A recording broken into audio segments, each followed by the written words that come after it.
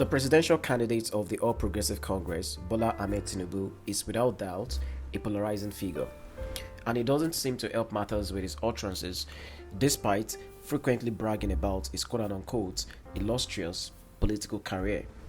One would think that with his acclaimed experience as a senator, governor, freedom fighter, and elder statesman, his words would be filled with grace. But since the 2023 campaign began, Tinubu has committed countless gaffes in his speeches and also thrown subtle jabs at people. In many cases, I would argue, he never made any effort to be subtle in his jabs. So today, I will be taking a look at some of Tinubu's many unguarded, childish comments. If I left any out, do add yours below in the comment section. But before I begin highlighting his condescending comments, I should say it is evident that the Emilukan of Lagos State thinks so highly of himself. His statements, if anything, show that he indeed sees himself as the godfather his followers and sycophants have painted him to be. While delivering an address in June, Tinubu condescendingly referred to Dr. Abiodun, the governor of Ogun State, as Eleyi. Now, Eleyi in Yoruba means this one. To give a little context, Tinubu at the time was contesting for the APC presidential ticket, and there were rumors that the party leadership was working against him. So, during a speech, Tinubu went on a tangent on how he had done so much for the party. He then mentioned how, for instance, it was instrumental to the emergence of Dr. Abiodun as governor despite not being wanted by the party.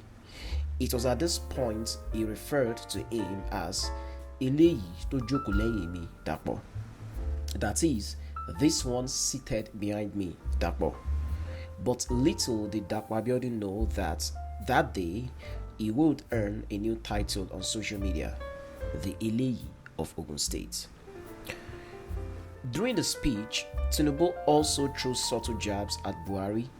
He recounted how Buhari had lost thrice in his bid to become president until he made an alliance with him, which culminated into the formation of the APC. He mentioned all of that to say, Emi lokan egbe kini yiwa. In English, it means, bring this thing, it is my turn. This thing in this context referred to the APC presidential ticket. While giving a speech at a rally in Osun State back in July, Tinubu said those in the Labour Party would labor till death. For good measure, he added that the Labour Party and others were like mushroom parties. I should say that he also said this in Yoruba, and it's even worse when you think about the cultural nuances and context behind that statement. Though Peter Obi would clap back by saying that there is dignity in Labour, Tinubu had already shown his disdain and disgust for the opposition, and he wasn't going to play fair. He took his disdain to another level during a rally in November when he said it was a disgrace to mention the name of the standard bearer of the Labour Party, that is Peter Obi, in his presence. What could be more derogatory than that? This is not sportsmanship like of someone who supposedly is a godfather. He did the same thing to Funke Akindele also at a rally in November. He said it would be insulting to mention her name in his presence. He also compared her to an ant. This is someone who is contesting to be the president of Nigeria. If he could carelessly say things like this publicly, now imagine the things he says behind closed doors. Politics, for the most part, is all about pretenses and deceit. The best politicians are those who put up an act to deceive the rest of us. While we agree that there is very little integrity in politics, it seems Tinubu is not making any attempt to be decent, or at least pretend to be. I made a video a couple of months ago on the disgraceful insults Dino Melaye and Femi Fani-Kayode traded on social media. I argued that politicians in Nigeria don't act like the role models we make them to be.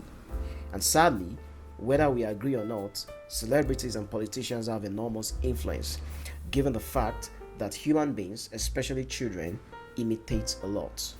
Rob Anderson talked about this in one of his Substack article. Tinubu has definitely not acted in ways worth imitating with his needless jabs and derogatory comments. That will be all for today. Like and subscribe. If you thought I left any instance of Tinubu's derogatory comment out, let me know in the comment section. And I'll see you guys in the next one.